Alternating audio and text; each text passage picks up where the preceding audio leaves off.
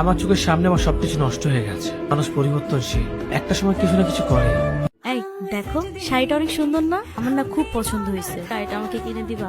পরের মাসে কিনে দেবো না স্যালারি পেয়ে। ততদিনে তো অন্য কেউ নিয়ে যাবে। আচ্ছা থাক, বাদ দাও, পরে নিবো, চল। জি ভাই, এই শাড়িটার দাম কত? 8,000 টাকা আছে। ভাই একটা কথা বলি। জি বলেন। শাড়িটা আমার পছন্দ হয়েছে, আমি আপনাকে 1200 টাকা দেই, আপনি শাড়িটা না বিক্রি করেন না, আমি কিছুদিন পরে এসে শাড়িটা নিয়ে যাবো। সমস্যা নেই। তুমি এত সকালে কোথায় যাচ্ছ?